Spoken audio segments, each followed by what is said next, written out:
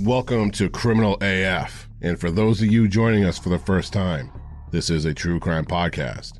There will be talk of murder, rape, torture, assault, and pretty much any crime that would haunt your nightmares at any given moment. There will be detailed descriptions of said events, and there will be some vulgar language. Like fuck. We understand that Criminal AF is not for everyone, but we just ask that you at least give it a listen. If it's not for you, hey, thanks for checking it out. See ya. But if it is, welcome to the debauchery. This is the story of a man who took his mommy issues to the extreme, creating an imaginary world where his mother was still alive and well, but in reality, it was just him wearing her face as a mask. I'm Dave Jari. I'm Garrett Corder. And this is Criminal as Fuck.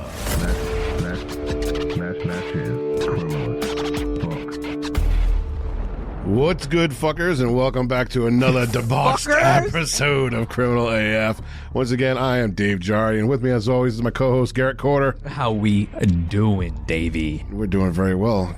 Gary? No. That's actually, Gary? That's what all my friends call me. Gary? Yeah, they go Gary. Like, hey, Gary, what do you, like, I'm not even joking. That's like my close friends. Yeah. Yeah. It's annoying. I hate it, but it just caught on one day. What the fuck? So to kick this off, we'd like to announce our newest member of the Criminal AF family, and that is Royce Preston. And yes, we also have two members who upgraded, and that's Megan Miller and Wendy and Paul. Oh, Wendy and Paul. Yeah. Megan, thank you guys. So thank you so much for your generous support. You can become one of the boss as well by joining our Patreon for as little as $2 a month.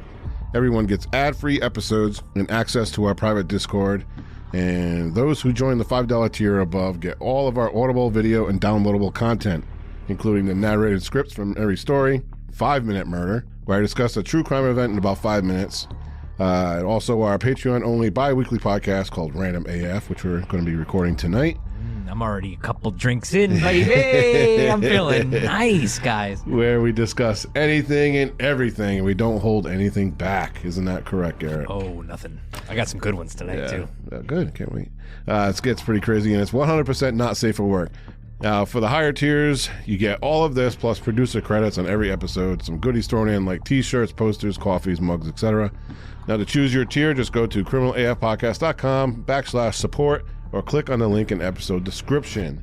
Now, there are other ways to support Criminal AF as well, and one is by visiting our show on Apple Podcasts, where you can leave a detailed review on why Criminal AF has had such a positive impact on your life. Don't ask us why. I don't know why leaving a review on Apple Podcasts means that much, but, I guess that's where all the cool kids go to see which podcasts are doing well and whatnot. Who's got the numbers? Who's got the numbers, yeah. So the other way to support our show is by rocking our merch. Go get you some merch, Yes, baby. sir. There's tons of designs and products to choose from. Like, I don't know, you can get t-shirt, sweatshirt, a yoga mat, So, Garrett, you can do your yoga. You go in the yoga room, everyone's got like pink floral patterns, and you whip out that criminal with me and Dave's face on it. Just roll it dude. out. I record the reactions for us and send it in at criminalafpod@gmail.com, please. That'd be awesome. So the choice is yours. Just go to criminalafpodcast.com and select our shop. Mail call. All right, prior to every episode, we send out an AMA on our Instagram for a chance for your question to be answered on air. And today we have two of them. The first one is from Cheeky Manx. Cheeky. And she wants to know, if you had an intro song that played every time you walked into a room, what would it be? Ooh, good question. See, I instantly go to the wrestling walkout. You know what I mean? Like, I gotta. I've always said, I've thought about this question a lot. We joked around with my buddies and stuff like that, and I always went like stupid. I always gave like a dumb answer. Like I would want like I've got one hand in my pocket, the other one is flicking a cigarette. Alanis Morissette or something stupid like that. Or it starts on your toes with the crink on your nose. Wherever it goes, I always know. But no, I can't. I if I really want to, God, that's so hard. There's so many good songs. It's raining men. Hallelujah, it's raining men. Amen. All right. No, all right, really. Sorry, let me take another drink. If I could pick one song every time I walk in a room that played. All right, it's gotta be Dreams Money Can Buy by Drake. And if you guys have never heard that song, listen, it's old school Drake. Dreams Money Can Buy. That's what I'm gonna say. And I know a lot of our fans listening have never heard that song. Google it, listen to it, and you'll be like, yeah, I can see that why Garrett chose that song. It's gotta be Dreams Money Can Buy. Yeah, I don't know what mine would be. Here's what I feel like Limp Bizkit or something like something like maybe a little System of a Down, like the what is it? Oh my god, it's some violent pornography choking chicks inside of me. I love that song. The kind of shit you get on your TV. You never heard that song? No. Oh, that's a good one. I think mine would probably be I fly like people, get high like planes. You come around here. I don't know, there's something about it. I instantly go to Pineapple Express. Yeah. It's like my, yeah. I kind of think it's like, it brings me back to, I don't know, it just reminds me of my childhood for some reason. Well, that hook is from an 80s rap song. Yeah? Yeah. Which one? I don't know. But I know that it's a famous hook from like a late 80s rap song. So that's might bring you back. Huh. No, late 80, like 88, 89. I remember. If you look it up, you can look up the actual hook of it. So that might Let me do that right now. I'm curious. It's sampled from something. Type in Paper Planes. What's a sample? The Clash is Straight to Hell. Wait, is that not that's not a rap song? The Clash? Maybe that's what I was thinking. Maybe I was thinking of. Well, now I gotta hear Straight to Hell. Actually, pull it up on the little trick thing. Yeah. Pull it up on the TV. There you go. Oh, a little sneak peek at Florida, man. Yeah. The Clash. Straight to Hell. Yeah. Oh. I hear it. Oh. That's probably why it brings you back. Yeah. Yeah. You can hear Paper Planes for sure.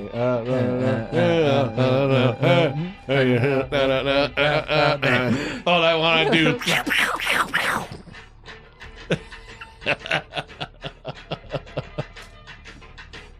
It's crazy how nothing's original anymore. Yeah. You know what I mean? We instantly go, every song is made from another song, sampled from another song. Yep. So Paper Planes, huh? Yeah. I don't know, it just gives me like a I don't know, like a vibe. I don't know. I just like it. Yeah. I can see it. It's like, I just want to rap. That's a good one to walk into. Oh, yeah. That's a really good one to an entrance song. Oh, now I want to listen to like all these songs. I just want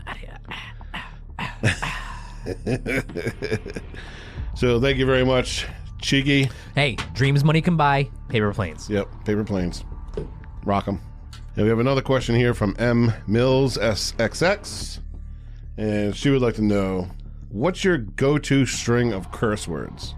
Go-to string. You stub your toe. What are you saying? It's shit. That's my first reaction. Shit? Shit. Oh, I have a plethora. If I stub my toe, I instantly think I go shit. Yeah. But hanging out with fucking you now, it's like it's cunt. Good.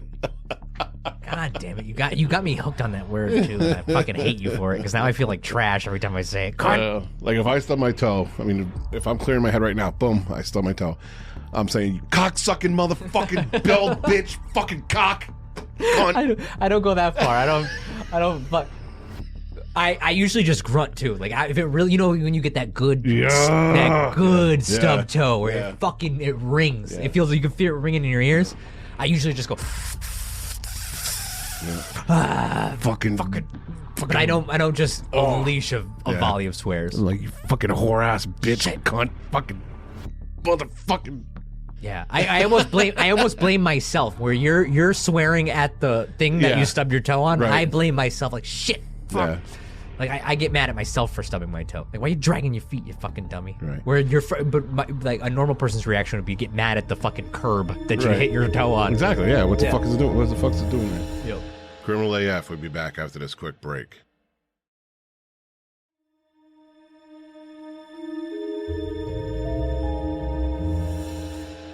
Now back to Criminal AF. Now, okay, since this kind of like brings up another subject, what is the worst body part to hit? Ooh, that's a good one. It's got to be balls. It's got to be balls. Yeah. I mean, coming from a man, like, I would like to say, like, let's be, everything's equal here on this on Criminal AF. But it's true. And if any of the female listeners, you have no idea. I mean, granted, you guys go through childbirth and get that. I get that. I witnessed that. You got us there 100%. But the fact that you can do a slight little tap, it doesn't even need to be hard. Yeah. You just got to get it right. Yeah. And it'll shut your whole day down. You will fall like it's a collapsing. That's the thing that blows my mind the most. Because it's never the hard hits that hurt the balls. It's always when you just give a little jimmy tap, like a little nice little sack tap. It like catches the nerve or something. I don't know what it is. Yeah. It's a shooting pain up your whole body. You're like, you crumble. You crumble. Like I would say for me, I mean, the nuts are bad. But for me, it's my head. Oh, when you bump your head? Like anything to do with my head. Like the rest of my body, if I like hit my elbow, bump my knee, kick the fucking curb, whatever, fucking piece of shit, fucking eat doggy dog. The funniest part about this is how many times you bump your head down here. And listen, we got the biggest podcast studio in the world, all right, guys? There's 14 feet ceilings, you know what I mean? Like except for the areas where there's only 5 foot ceilings. It's a huge studio space down here, guys. I gotta tell you. But when I hit my head, dude, there is a rage that comes over my body. You know what I mean? It lingers too.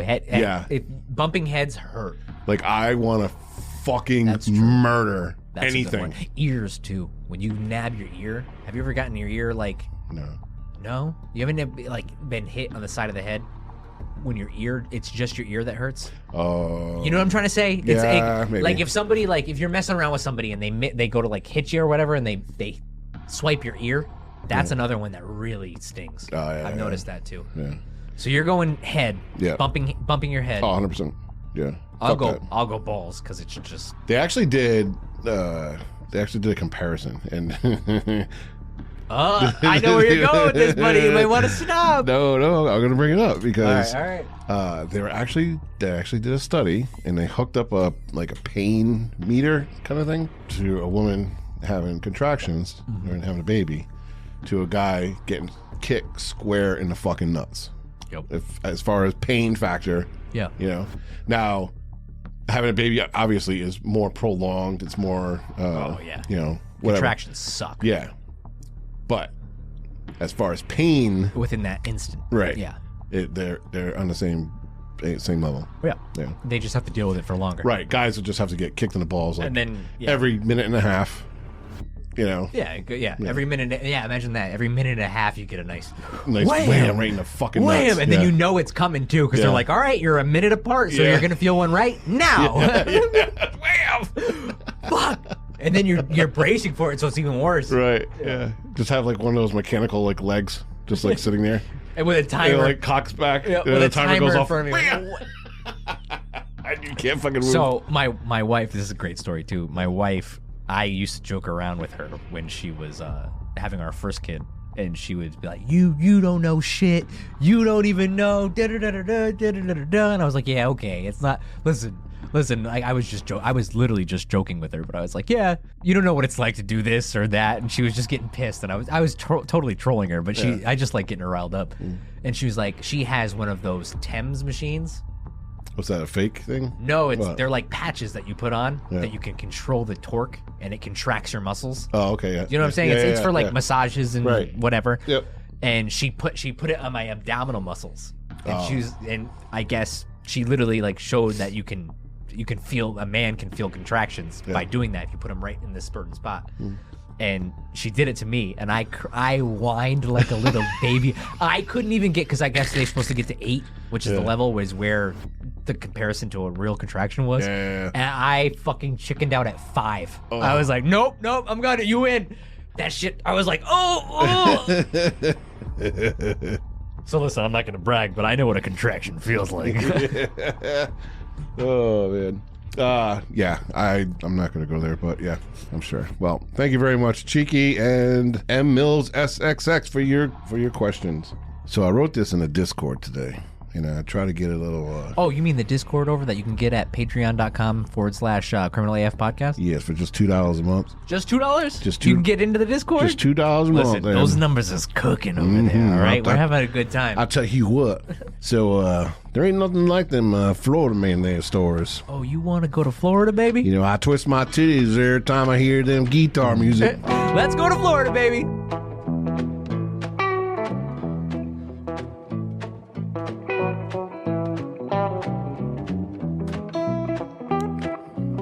All right.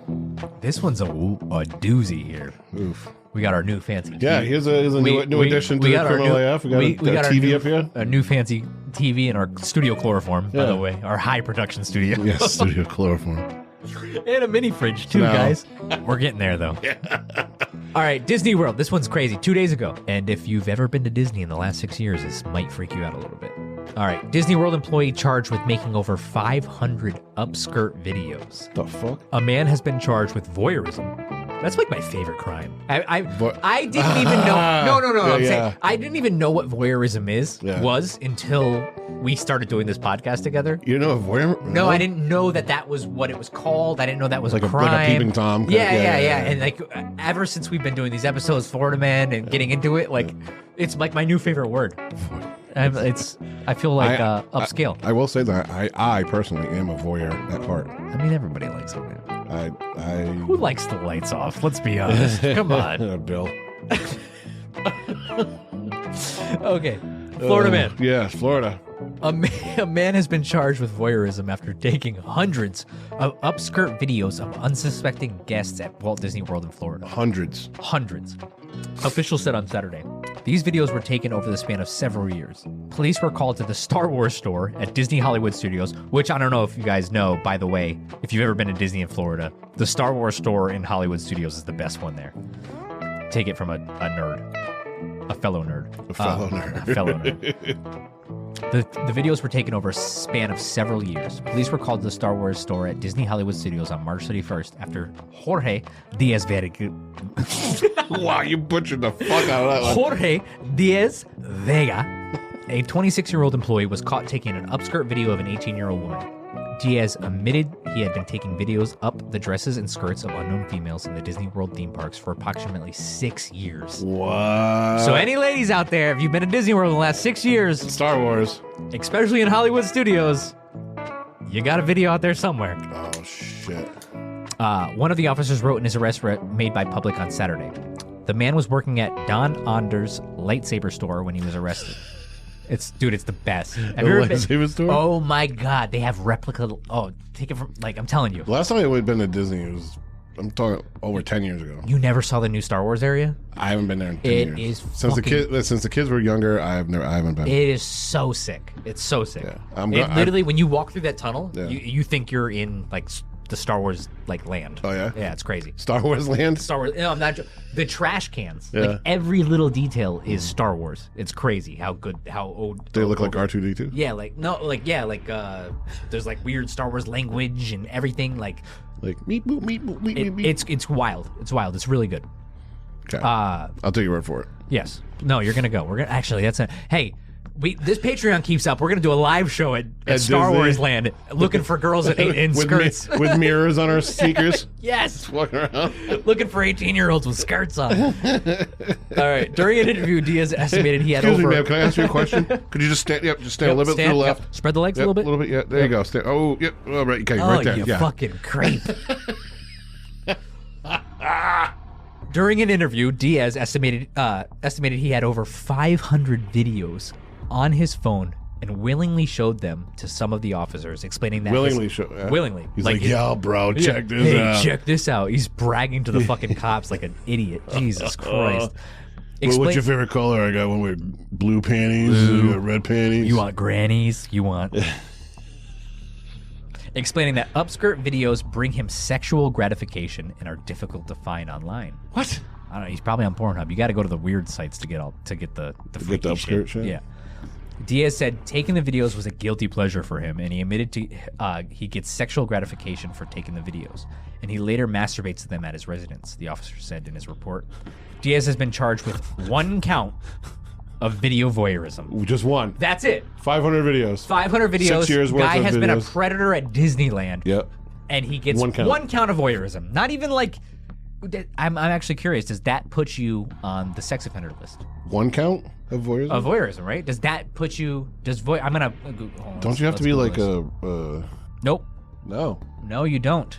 That's great. The fact, that's wild. Because if you're going to... That is 100% a sex offender crime. Oh, yeah. For sure. Right. And because you're violating somebody. Yeah. Yeah. But you don't... It's not the same as 500 videos of unsuspecting females in skirts. Bitch, you should be a red flag on the fucking sex offender. All right, we're gonna do a blast from the past here for a second. What did that guy, the spy roast from Spy Cafe, who was spying on spies and their penises? The spy who spied on spies and yeah, I remember that. What did he? Little flashback. What did he get? Because that's voyeurism, right? No, he didn't. Remember, he got like a count of voyeurism. He got like sexual misconduct or something like that, but it was nothing like... Nothing major? Yeah, it was nothing major. That's crazy. So you can look, but you can't touch. Yeah, you can look. So you can look all you want. Just don't touch. I wonder with your if penis. He must have been a master Bader? at... He must have been a master at dictate like who was over 18, because I guarantee you if there was videos, but then again you wouldn't. How do you know? You wouldn't know. know. This is upskirt. Yeah, you wouldn't know at that point. You can't. I mean, so there could have very much been. I mean, if there's Hello Kitty undies and shit, then yeah, that's. But I don't know. I don't fucking. I mean, yeah, I'm not going there. I'm not going there. I'm just saying, like, there has to be a way for them to dictate. There had to have been some children that were under 18, right? I would assume. So you would, like, that's bullshit. 500 videos over 6 years? For one count of voyeurism. I'm sure there had to have been at least one 16-year-old yes. on there at some point. So he is a child predator at that point, right? Correct. Yep. So fucking get him on the sex offender list. Right. That's crazy. Nope. Yeah, so one count of video voyeurism, he's 500 videos and you used your position too. That's the really fucked up part. You use your employment for ease of access to massive amounts of people. Yeah. That's where I have a problem with it. And dude, just go online, you weirdo. There's some. I mean, I don't kink shame. I'm down. You know, I usually agree with anything and everything. Right. You know me. Yeah. So it's kind of upsetting. Like, dude, get your fix online. Stop fucking videotaping strangers.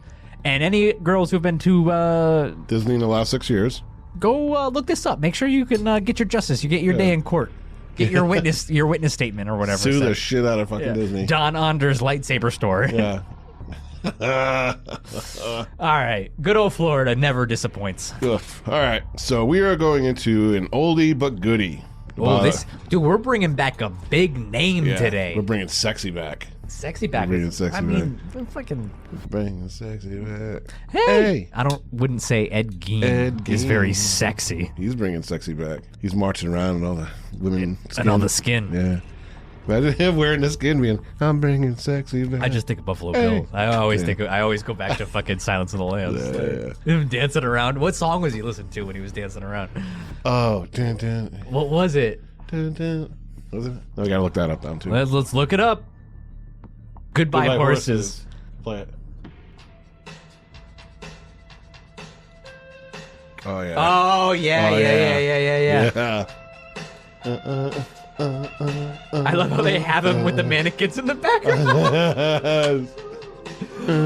This is if Ed You know what? I changed my mind. This is my walk-in song. This is my fucking walk-in song. Goodbye horses. Yes. Oh, I am jamming. Every time I'm going to bring this to work tomorrow, and when I walk into the briefing room, I'm going to have this blasted on my fucking radio. I like it. Oh yeah. I see you rise. It always falls. All right, a little Krill AF karaoke going on here. Oh, man. All right, so we're going to talk about our old boy Ed Gein here. Ed Gein. And we'll jump right in with chapter uno.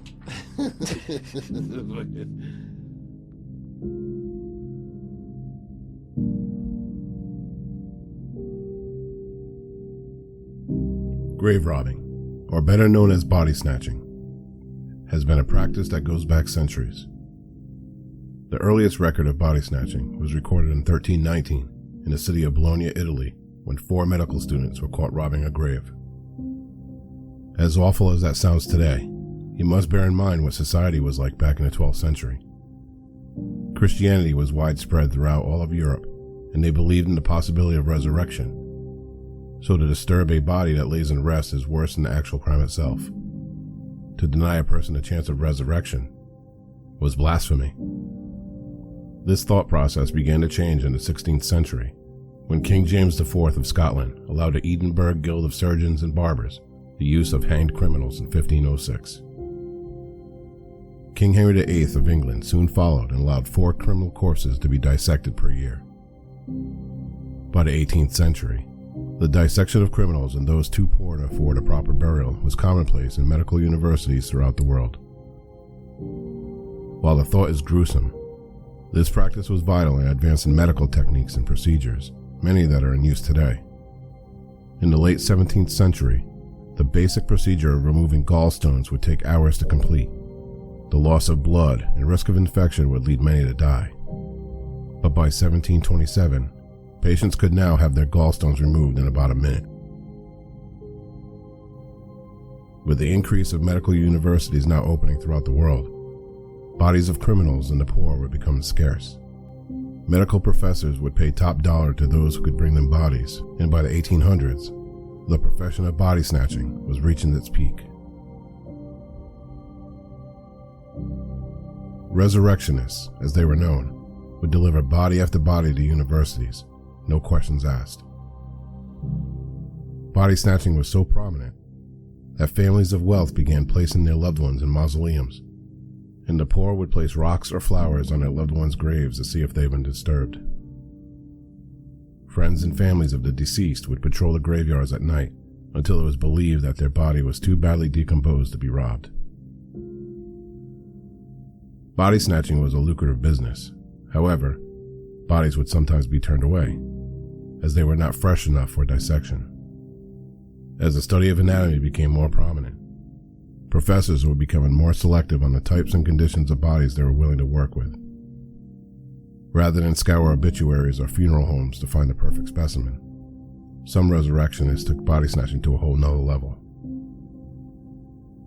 They were now committing murder. The lives of men, women, and children were being taken to satisfy the new requirements. Mostly from the slums and downtrodden areas of town, notable body snatchers of the time would hold their victims down and sit on their chests until they suffocated, ensuring the body was in near pristine condition. The new practice went on for about a year, until professors started realizing the bodies that they were dissecting were those of missing persons. The revelation that people were being murdered for dissection caused unrest in the communities surrounding these universities, and riots broke out. This led to the Anatomy Act of 1832, which stated that only the government could confiscate and supply unclaimed bodies to licensed anatomists, essentially ending the profession of body snatching. I say profession, not the practice. Whether it is for personal or financial gain, or whether it is to satisfy a disturbing need, body snatching, as rare as it is today, still occurs. And there is one story of body snatching that has haunted the minds of people worldwide. This is the story of the Butcher of Plainfield. This is the story of Ed Gein.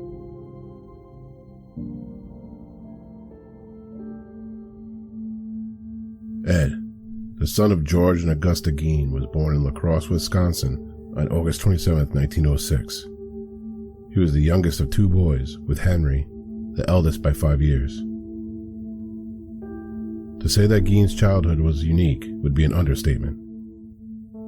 His father was a belligerent alcoholic who could never hold a job for long.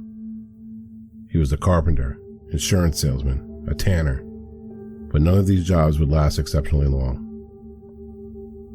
His mother, who owned a grocery store, was a verbally abusive evangelical who would constantly berate and punish the boys for what she perceived as sins, which was pretty much everything they did.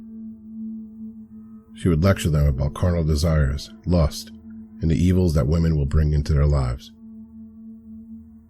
Regardless of this difficult upbringing, Young Ed adored his mother and strived to do what pleased her.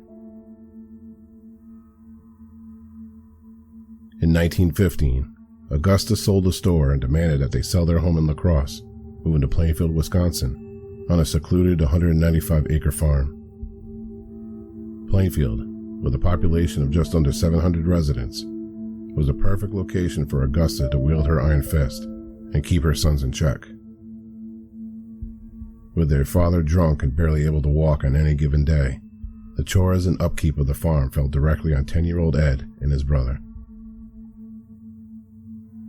The two brothers rarely left the sprawling, isolated property other than to go to school, and upon their return, they would endure hours of scripture from the Old Testament and the Book of Revelation, focusing on death and divine retribution, as well as relentless tirades on how women were vessels of the devil from their mother. If the boys tried to make friends, their mother quickly intervened and brutally punished them, for fear that outside influence would poison her children's minds. This control and interference would continue well into Ed's 30s. All 4 members of the Gein family lived quietly on the farm for the next 25 years, when in 1940, the family dynamic abruptly changed.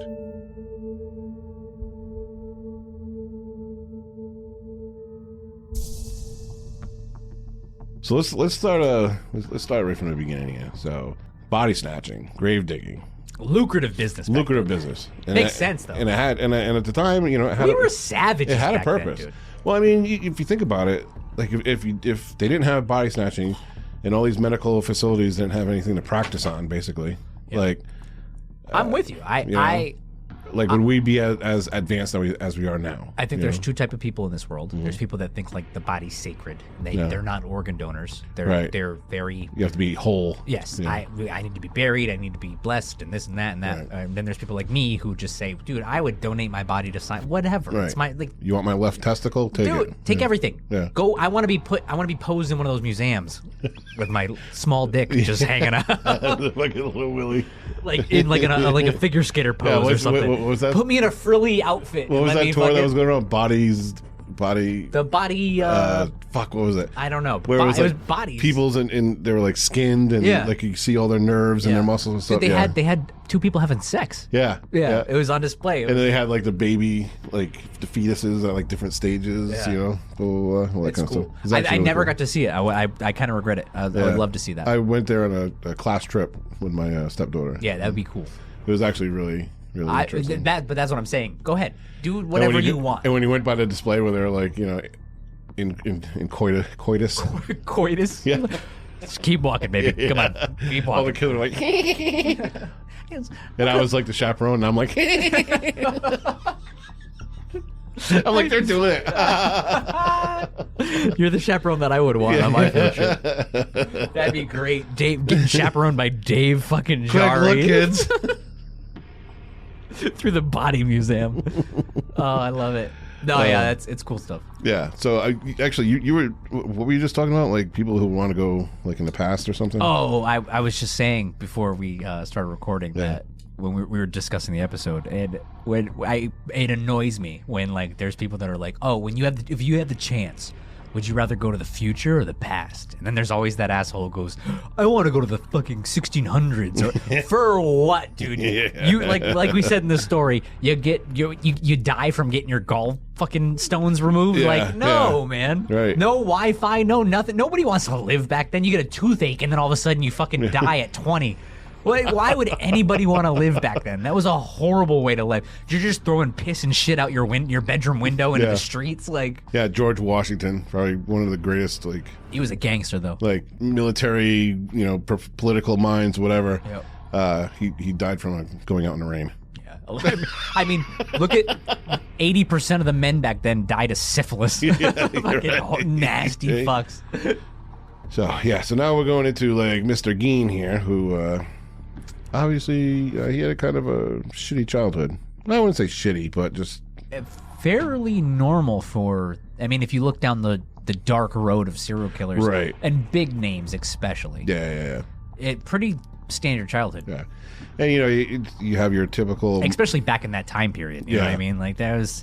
That was a rough time period to grow up as a kid. Anyway, And you have your mother figure who's devout, religious. Stay away from the women. The women are the devil. Yeah. Oh. Then your fucking belligerent alcoholic father. There's always a trend here. Yeah, there's a trend. There's always a trend. Yeah. It's all fucking drunk dads Right. that start this whole thing. Disconnecting mothers and drunk fathers. That's the recipe for disaster. My question is, does the father get drunker the more religious the mother gets? Or does the mother get more religious the drunker the father gets? I don't know. That's a good question. Are they just praying to God You know what I mean? that Because somebody will obviously take them out of this? they didn't start this way. No. You know? No. They didn't get married like her being like a religious zealot and him being a fucking raging alcoholic. The funny part about this is the dad was probably religious too. He probably went to church every Sunday too with the mom. Yeah. Except as soon as he got out, he cracked open a fucking nip. Fucking God damn it! I fucking something with these marriages. They tend to turn somebody into it's such a weird time to alcoholic. live at that point. You know what I mean? Yeah. It was acceptable though to just go have a drink. I mean, even if you look back into like the 60s and 70s, there was always a giant wet bar right in the living room. John Wayne Gacy with the fucking tiki bar in his fucking living room. Yeah. Like it was those. I've seen like any 70s sitcom. They always had a wet bar just hanging out in their living room. It was just drinking was so much more. It's just like smoking too. So I feel like, especially back in the 50s, dude, when it was like I've heard that some companies would in like the 1950s, companies would offer you like whiskeys on the way into work. Like you would get there, like you'd punch in and you'd get to drink on the job. Yeah. Like it was crazy. Yeah. So Gein's mother would lecture incessantly about the carnal desires of women, the evils of women, the lust. I instantly went to Bobby Boucher in The Waterboy. Kathy Bates She's showing her boobies. The devil. Women are the devil, yeah. Bobby. Sorry, go ahead. Keep going. I'm sorry. I'm feeling nice. Okay. She's showing her boobies, and they were nice. Whatever. Vicky Valancourt. Sorry, go ahead. Go ahead. Keep going. And fuck. Sorry. And it's like, and this is where it goes to show, like, how does it affect one person over another? You know what I mean? Yeah. Because, like, with Ed, little Ed Gein, he's like, yes, mommy. Yes, mommy. Women are bad. Ooh, they're gross. And, like, Ed's brother's like, yeah, okay, ma. Yeah. Sure. Yeah. And then he fucking turns around and starts fucking rubbing one out in the corner. But yeah, Ed was like, I'm going to do everything I can to please my mom, And there's always that fucking sibling. Yeah. Anybody listening knows that sibling. Fucking mama's boy. Yep. God damn it. So so you have an evangelist mother, a raging alcoholic father who couldn't keep a job, and they buy a 195-acre farm in Plainfield, Wisconsin. Good times, man. Good times when you could do that. Imagine that. Do you know how much a 190-acre farm would cost in today's world? I know what a 1-acre lot of land costs. It's fucking $200,000. It's fucking stupid. It always cracks me up when people are like, just move out to like Utah or Utah. You can buy a whole bunch of land. It's still millions of dollars, right, you idiot. Yeah. Sorry, keep going. It was impressive. That is a sure sign of the times, though. Yeah. That a family with nothing could afford a 100+ acre lot of land. Yeah. When they finally got onto that farm, they never left the property. Like maybe to go to school, maybe to do odd jobs, whatever. But they never left the farm.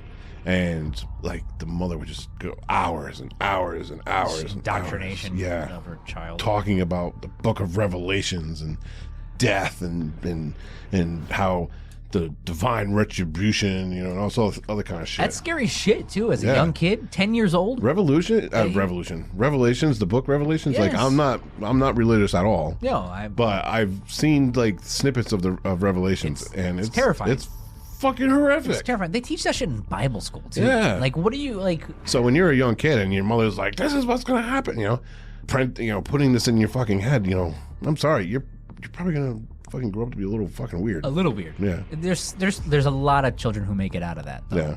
And no, yeah. Then there is some that stick in it. Right. And they become priests. Sorry.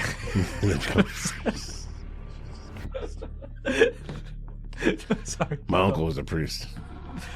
Oh. All right, so now this goes on day after day, week after week, year after year, and we're talking like 20, 30 years later, and suddenly the family dynamic changes, which we will discuss in Chapter 2.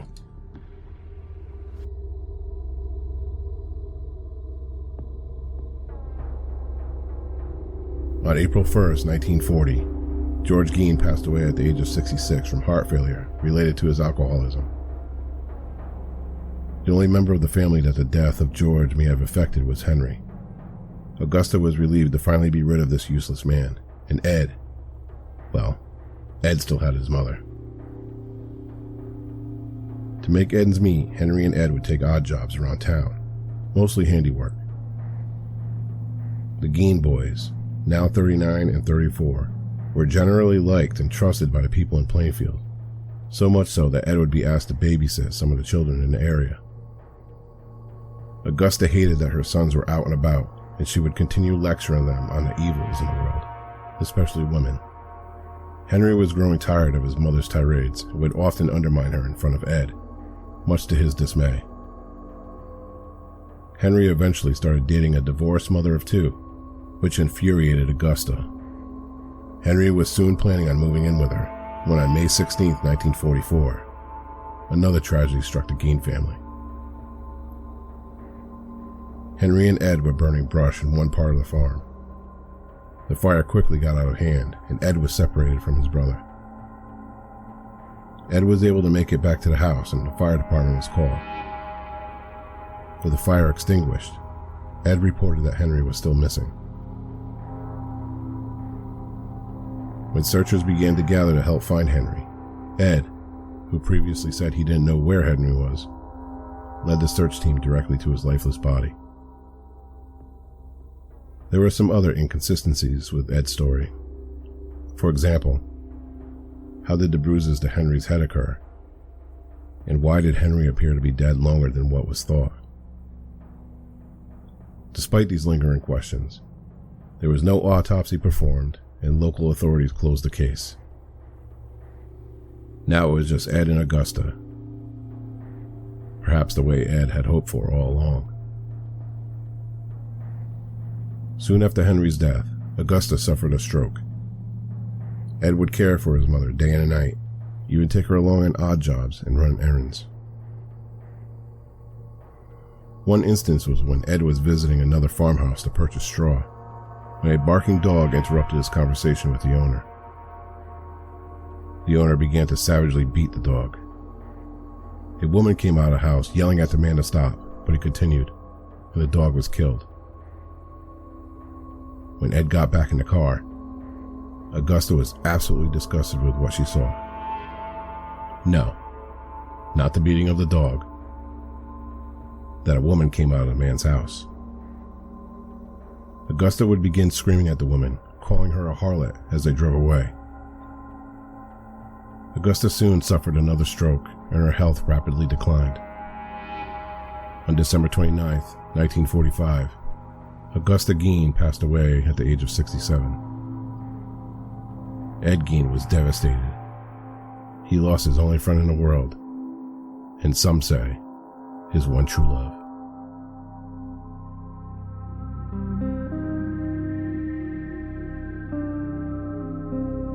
After his mother's passing, Ed fell into a deep despair. He quickly renovated the farmhouse, but not in the way you would think. He boarded up the rooms his mother would frequent the most, her bedroom and a downstairs parlor. He moved all of his belongings to a downstairs bedroom off of the kitchen. In order to make ends meet, Ed sold off Henry's portion of the farm, about 80 acres, received a federal farm subsidy, and would maintain odd jobs throughout the town. Anyone familiar with a small town, you'll know that everyone plays a role. In Plainfield, Wisconsin, Ed Gein would be the town oddball. He was nice enough to everyone he came in contact with, but there was something off. This dates back to his school years when teachers and students alike would say that Ed would have random fits of laughter, as if he was thinking of a joke inside his head. Nobody would ever take him seriously. Whether it was the random laughter or the odd interactions he would have with the people in town, everyone just brushed him off. So when a local tavern owner by the name of Mary Hogan went missing on December 8th, 1954, nobody thought it was strange when Ed told people that Mary was at his farm.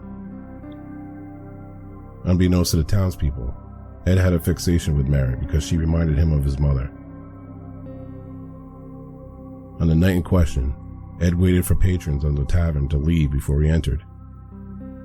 Ed had been there several times before, so it wasn't too much of a shock when Mary saw him enter the tavern.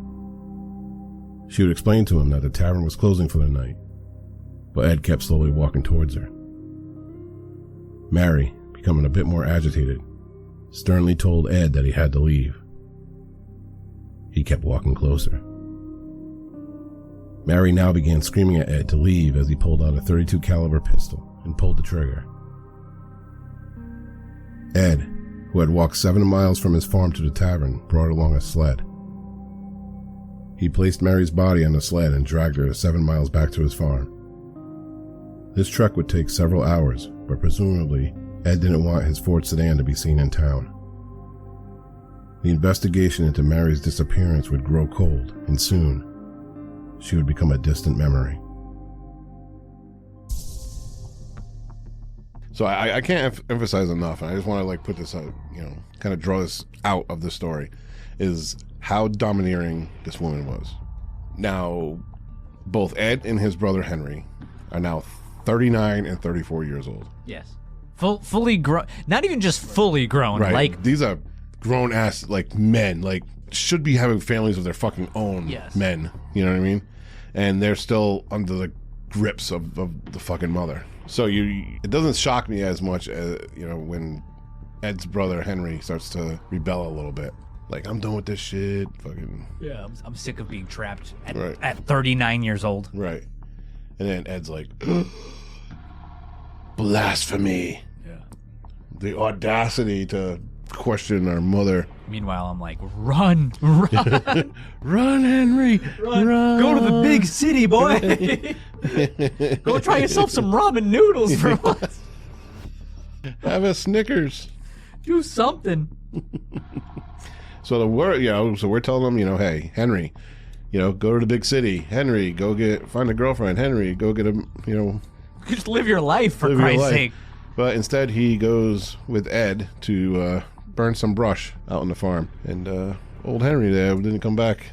The worst part about that is that Henry was trying to get out of this situation. So hard, yeah. Right? Spitting his game. Mm-hmm. Doing a little Wizard of Oz, you know what I mean? Yep. Get risen up the divorcee from the couple towns over or whatever. Oh yeah. And he almost made it out. Yep.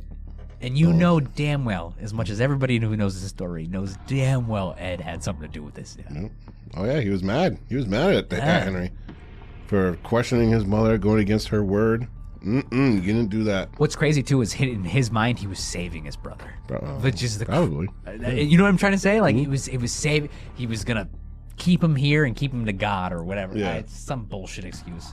So according to the story, Henry allegedly got lost in the smoke or whatever. Yeah, sure. Ed couldn't find him. Blah blah blah. Well, when they ended up finding Henry, in which Ed led them directly to him. I don't know where my brother went, but follow me this way. Somewhere over here. He's somewhere in this 5-foot radius right here. He had a fucking big bang, a bruise on his head. Nobody knew how it got there. And there was no autopsy performed, so nobody knows what exactly happened to Henry, other than good old Ed. I mean, at this point, everybody knows what happened to Henry. Right. That's such a sad story. Yeah. So sad. So now Ed has Augusta all to himself. And some would speculate maybe that's what he wanted. My beautiful baby boy. Yes, my beautiful grown mother. I love you so. It's so weird. Such a weird dynamic. Yeah. And now from this, little clip from the story is that this shows you a little bit about how his mother's brain was wired.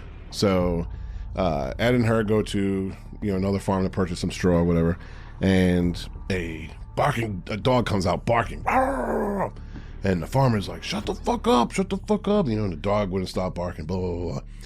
a woman comes out of the house and she's like, come on, get back inside, yelling at the dog. And the dog wouldn't shut up.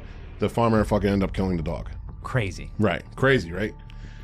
Now, you just saw that. What would your first reaction be? Dude, I would have shot the dude in the head. Like, right. Instantly. Like, traumatic, right? That goes back to the puppy debate. Yeah. Right. You know what I mean? Yeah. Throwing puppies over the cliff, what would you do if the guy had a gun? Yeah. Crazy. Or Rampage Jackson. Yeah. You know what I mean? The big MMA fighter was throwing puppies off a cliff and you walked up on him. Would you say anything to him or would you just let him keep chucking the puppies? I'd say something. Hell yeah. It didn't matter how big. I would take the punch in the face fucking to throw stop me him. over the fucking thing. Yeah. Like that's... Yeah. But then again, that's also like a rural area in the middle of nowhere. Right. That it's just how they were raised. They didn't look at dogs as the same way people look at dogs today. Correct. They were just farm animals at the end of the day. But Augusta would not be upset at the guy killing the dog. She would be upset that a woman came out of the house and tried to and yelled. Yeah. Like, how dare she? Get back in the kitchen, woman. Exactly. You do not belong out in the farm area. You belong in the house. That's crazy. Minding your own business. That's like And Augusta began like screaming at her. It's so sad to see a woman bring another woman down like that. Like Right. I'm so happy we've progressed past this. Right. Where like know your role. Yeah, that women haven't been brainwashed like they did in the 40s and 50s and 30s and shit like that. They understand. They empower other women. Yeah. Like, yes, queen. Back in the day. Yes, queen. Compared to this girl who's like, get the fuck back in the kitchen. Yeah. Jesus Christ, dude. You harlot. Yeah. You're a fucking woman. Be proud. Right. Exactly. Somebody had to she has the balls enough to fucking stand up. All right, so now Augusta, apparently, all this stress from seeing a woman run out the door causes her to have another stroke eventually, and she dies. Now, which leaves Ed Gein with the farm, all by himself, not knowing what to do. So then he closes off all the rooms his mother would frequent the most, like her bedroom or the downstairs parlor. Oh God, like a mausoleum. Mausoleum, yeah. Like, no, you're forbidden to go in there. And he moves all of his stuff down. So basically, he just lives downstairs. Every other room becomes like a fucking shithole, except for those 2 rooms that he blocked off. So now Ed sells off, part of the farm. He has about 80 acres left, and now he starts going to town a little bit more. Gets a little adventurous. Everybody thinks he's still the town weirdo. So when Mary Hogan went missing, and Ed had made a comment that Mary was at his farm when he was questioned, hey, have you seen Mary? Yeah, she's at my farm. Everybody already thinks that Ed's fucking kind of like fucking weirdo. Yeah, he's the town weirdo. So they're like, oh, okay, all right, cool, good talk. And I mean, she was there, So Ed started fucking, taking pieces of fucking Mary off and making different things with her skin. He would, go into like robbing the graves and stuff like that. People who just got buried. What do you think triggered that first kill? Because at this point, he showed no signs of, the big 3, the triad. I mean, that we know of. He just had like a freaky mom. Yes, yeah, he definitely had the mom aspect of it, but he didn't show clear signs of somebody who's going to be skinning people alive. Yeah. Where was? Do you think the death of his mom had any contribution to that? I think it did because the thing with Mary is that Mary had always kind of visually reminded Ed of his mom. So when his mom passed away... you're saying he was trying to keep a little keepsake. Yes. Yeah. Oh, that's... So he was trying to be like, hey, Mary, come to the house. Yeah. He knows she's not going to stay. Right. So I'll just take your skin and make a mannequin of you. Yes. Oof. Exactly. I didn't even think about it like that. So now basically, when we look at the whole grand scheme of things, Ed allegedly had taken his brother out for being disrespectful to the mother. So then he takes out Mary Hogan because, Mary reminds him of his mother, and she basically said, Ed, go fuck yourself. Like, I'm not going with you. And he ended up killing her. So it's just starting to increase. He's starting to unravel a little bit more and more and more. To make matters worse is that, like we've discussed, nobody in the town would think that he would be capable of this. The town police didn't think he would be capable of this. Yeah, he was the weirdo that lived on a... Yeah, he was just the town fucking weirdo, and that was it. Nobody thought him capable of doing any of this stuff. Dude, there's got to be some sexual frustration in him too. Think about it. He's at this point, he's what, 35, 34? Around this part, yeah, he's pushing 40. Pushing 40. He's probably never even masturbated before. Because his mom probably told him. That's evil. what I'm trying to say. Yeah. All that built up sexual frustration. You're a fully grown man. You've never, there's got to be something weirdly sinister going on in your brain at this point. I wonder if... Does he associate the sexual frustration with his mother? It could be. I'm going to go on a limb here and say that when his mother died, he fucking... Questioned life. No. He fucking laid one on her. You think so? Oh, yeah. He probably, was like, no, Mom. He's like fucking hugging her and fucking dick brushes against her boob. Yeah. Oh, fucking, he got all bricked up. He's like, God, the only woman that I love. Yeah. Oh, no. Oh, no, Ed. It very well could be. I definitely sense some sort of sexual tension with his mom. Yeah. For sure. But honestly, if that's the only women that you've ever talked to about that, discussed that for almost 40 years, it's got to be built up. Mm-hmm. It's got to be. 100%. So we'll go into a little bit more on Ed's deranged fucking behavior here in Chapter 3. Criminal AF will be back after this quick break. What's good, everybody? Nothing says I am one of the debauched like Criminal AF apparel and merchandise. Choose from multiple designs that fit your style and your attitude. For women, for men, around the home, or at the office. You can look great repping Criminal AF wherever you go and help support the podcast as well by visiting criminalafpodcast.com/shop or click on the link in the episode description. Go get you some merch. Yes, sir. Now back to Criminal AF.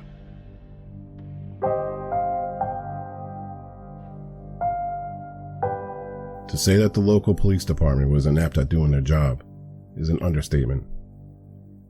You would think the facts relating to Henry's death would raise a few eyebrows, and Ed basically admitting to having Mary Hogan at his farm would send shockwaves, but nobody ever followed through. Even when some local boys went to Ed Gein's farm and he had shown them several shrunken heads, nobody blinked.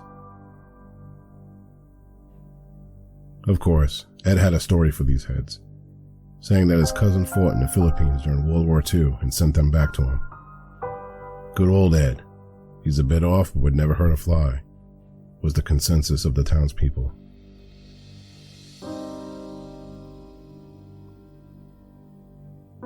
There were a few more disappearances in the area during this time, including an 8-year-old girl in 1947 and a 15-year-old babysitter in 1953. But the most notable disappearance was that of shop owner Bernice Warden. A prominent woman in town, Bernice owned and operated the local hardware store. In this town of 700 people, deer season was a highlight of the year, and all the men would be off each day at the crack of dawn to bring in their meat supply to last them through the winter, leaving the center of town eerily quiet. Not many people would go to the hardware store on the day of November 16th, 1957. But the few who had thought it was strange that the store was closed, considering that the hardware store's truck was seen moving around behind the store earlier in the day. Bernice's son, Frank Warden, was notified of these happenings when he returned from hunting. Frank went to the store at 5 p.m. that evening and found the cash register open and a spot of blood behind the counter. Frank, who also served as a deputy sheriff, quickly notified authorities. Frank had his suspicions. Having dealt with the death of Henry Gein and the disappearance of Mary Hogan, there was now a third common denominator. Ed Gein was in the store the previous night inquiring about the price of antifreeze, and it just so happens the last transaction that Bernice had made earlier that morning was for 1 gallon of antifreeze. Police went on a search for Gein. When they finally called up to him at a neighbor's house, they questioned him about the disappearance of Bernice Warden. Gein's answers were strange and his body language was tense. It was decided to bring Ed to the station for a formal interview. In the meantime, the Washara County Sheriff's Office went to Gein's house to search the property. The house was dark and all the doors were locked. They noticed that a door to the shed appeared to be slightly opened, and with flashlights in hand, the worst of their nightmares would become a reality.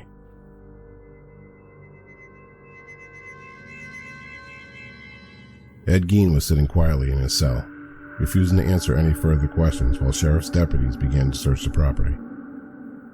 Unable to get into the house at the time, they made their way to a shed which appeared to be open. They didn't immediately notice anything out of the ordinary until one of the deputies bumped into a hanging object. He shined his flashlight, and swinging slightly from one of the rafters was Bernice Warden, naked, strapped up by her ankles, decapitated, and gutted like a deer. Once the sheer terror of seeing her lifeless body subsided, the sheriff's department now had what they needed to enter the house. It was a difficult task. There was no electricity to the house, so their search had to be done with mere flashlights. They had to force the door open because of objects stacked behind it, and they walked into complete squalor. The house was filled with mountains of garbage, broken furniture, and numerous boxes. The smell in the house was unbearable, but police knew they had to push through. Their nightmare was soon to get much, much worse.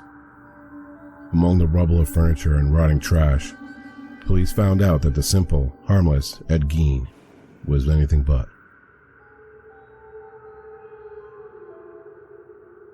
Among the items found in the house that night were numerous female fingernails, a waste paper basket made of human skin, human bones and bone fragments, the top of skulls made into bowls, a young girl's dress, and the vaginas from 2 females gauged to be at or younger than 15 years of age, 9 additional vulvae in a box, a belt made from female nipples, 4 noses, a pair of lips used as a drawstring for a window shade, a lampshade wrapped with human faces, chairs upholstered with human skin, several masks made from the faces of females, a corset from shoulder to waist made from a female body, leggings made from the skin of female legs, gloves made from the female skin, Bernice Warden's head in a burlap bag, and Bernice Warden's heart in a plastic bag on Gein's potbelly stove. In addition to all this, Ed Gein was telling the truth about the disappearance of Mary Hogan. She was at Gein's farm. Well, at least a mask of her face and her decapitated head were. They also discovered the boarded-up rooms. Upon making entry, it was as if authorities were in 2 different houses. These rooms were in pristine condition. His mother's bed was made and the rooms were neat as if she were still alive, even though 12 years have passed since her death. Police brought the news of the repulsive discovery back to the station. Gein, still silent up to this point, told authorities that he would tell them everything they wanted to know. He just had one request. A piece of warm apple pie with a slice of cheddar cheese on top. On the very last bite, he sang like a bird. So if there was one person throughout this whole town who even had an inkling of suspecting Ed Gein, it was Frank Warden. He was a deputy sheriff, and he worked both the Henry Gein case and the Mary Hogan case. Yep. And, he had his suspicions of Ed. Now, when his mother, Bernice, ended up going missing, it was reported that Gein was in the store not too long before. Yeah, he wasn't the smartest guy in the world. Right. For sure. So, he put 2 and 2 together. Yeah. And he's like, I want some antifreeze. Yeah, and then he bought a gallon of antifreeze before she disappeared in the transaction. Yeah, exactly. All right, now they want to talk to Ed. So they bring Ed in, and while he's there, they send out, a group of officers to go check out Ed's garage. And in the meantime, Ed's not saying a word. You know? He's tense. His body language is tense. He's just sitting there, not speaking, not doing anything. So they go to check out his house. Okay, it's dark, it's creepy, the doors are locked. They're like shining their windows in, their flashlights in, and they can't really see much. The house is in disarray, whatever. So they go around, they find a shed, and the shed was open. And basically what happened is when they went into the shed, I guess they walked into the remains of good old Bernice, just hanging upside down, gutted like a deer. What's crazy about this story too is it was a short period that he was actually killing. Right. I think. And I mean, how many victims we have? 1, 2, 14, 15-year-olds, probably 6. Well, that we know of. Yeah. 6 main names, right? At this point, in a short period of time, he was able to do some horrendous things. Imagine if this guy could have went for like a 4 or 5 year stretch. That's what's the scariest thing about that game. Yeah. His whole house would have been outfitted in skin. Mm-hmm.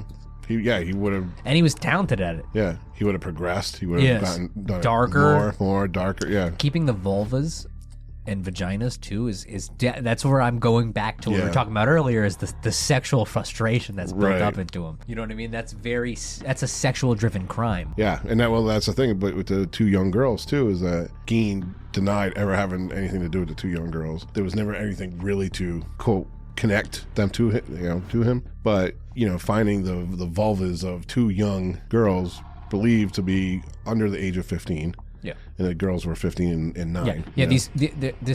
He wasn't traveling outside of this rural area. Right. There's only so many people going missing at a time. Right. So, back then, obviously we're talking like DNA wasn't a thing. That wasn't even thought of. So there was no way of proving whose body parts those were. So yeah, I mean he can go fucking deep. Yeah.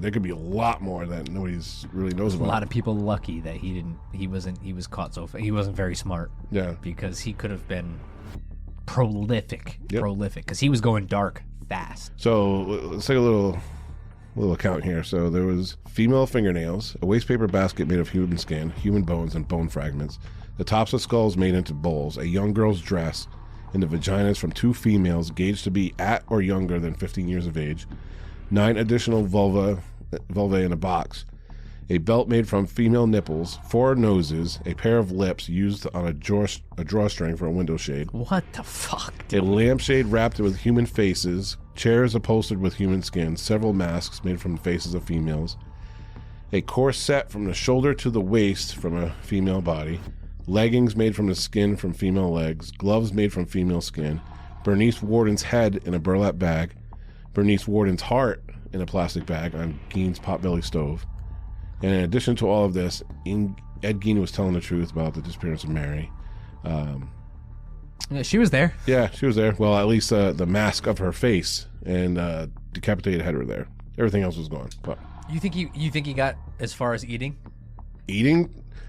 The heart on the stove thing, kind of. I would say, yeah. Like, at least if he wasn't there yet, he was thinking about it. Right. If you're saving a body part, an organ on your stove, you're probably going to eat it. I'm contemplating it. Yeah, you're going to eat it later on. Yeah. That was like Jeff, obviously. Jeffy, he didn't start eating right away. It was over time as he was getting sicker and sicker and sicker and sicker. It led to that point. Mm-hmm. So I think I'm telling you, man, Ed Gein could have been prolific if he wasn't such a fucking idiot. Yep. So up until this point, Ed Gein, he's been silent, hasn't said anything. Basically approached him with all this stuff that they found.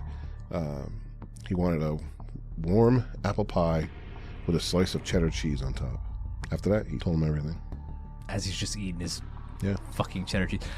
Cheddar cheese on apple pie. Have you tried it? Yes, it's delicious. Is it? And I shit talked it all the way until I tried it. I'm telling you, when people said that, when I heard that, I was like, you guys are crazy. Yeah. You need to get super sharp, like Vermont cheddar. Try it. Do it, yeah. Yeah, game changing, actually. Yeah. Which is strange too, because you wouldn't think sharp cheddar and apple pie would go together, but it's definitely a thing. I'll have to give it a shot. All right, so in the next chapter here, we'll go into what Ed Gein is now saying that he did or did not do in chapter 4.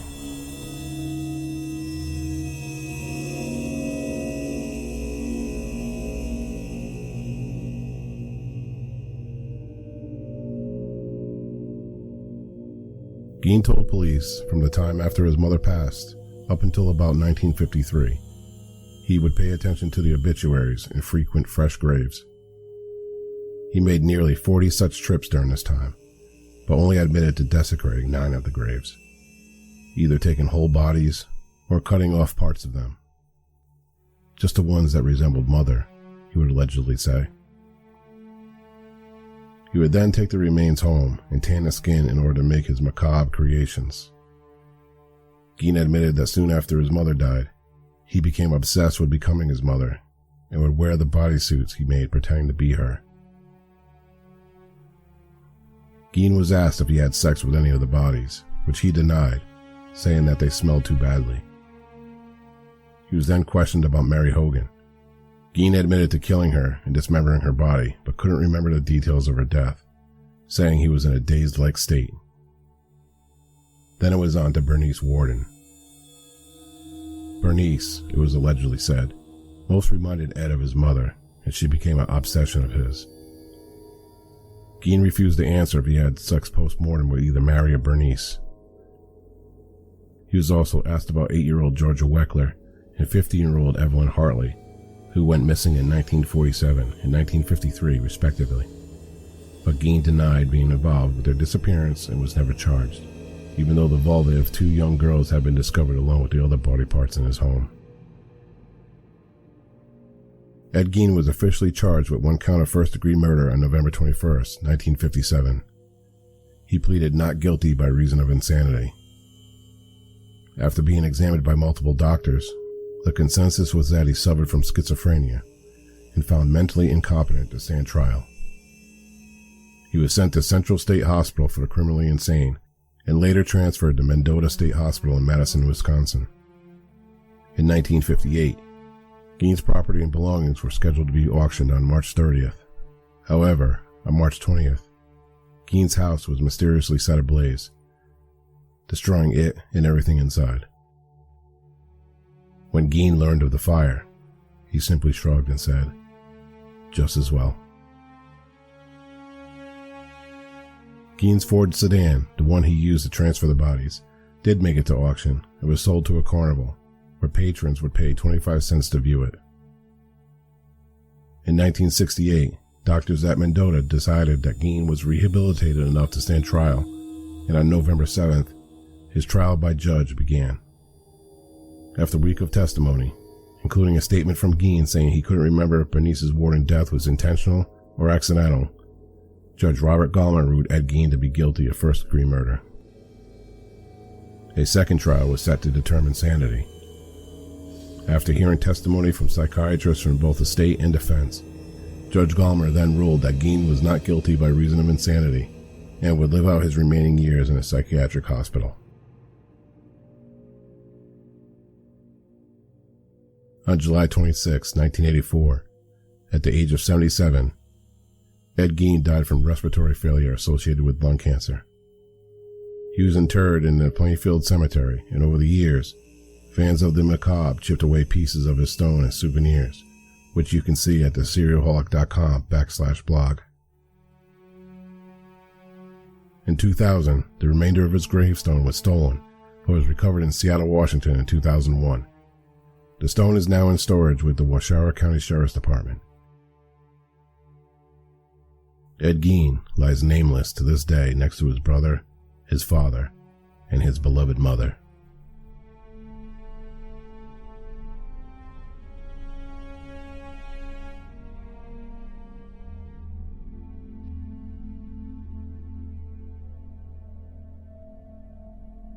The story of Ed Gein has become as American as the warm apple pie he ate before his confession.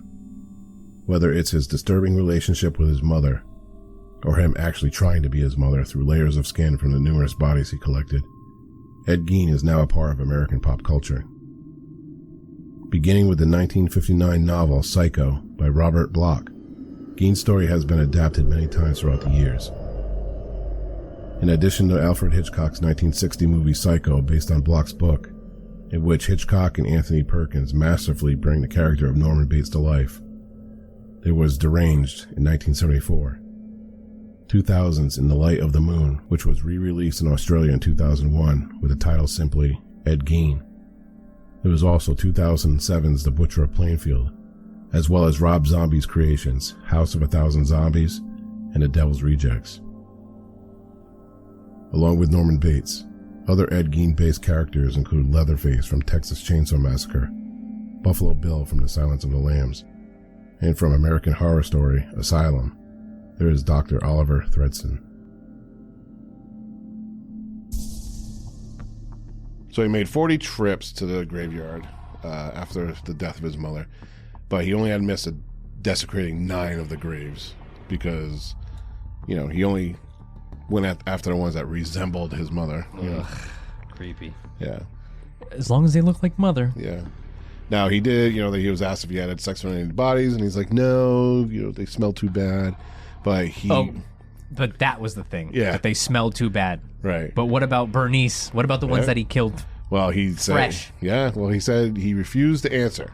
Yeah. Because I think mother is still kind of lingering over his head a little bit. Sure. Yeah. He doesn't want to admit that he had, you know, had a little fun time with. Yeah, he had to have. 100. If you're absolutely. wearing the skin, Yeah. you're trying to get as close as you can. Right. You know what I mean? Yeah. To those to your mother, to these victims.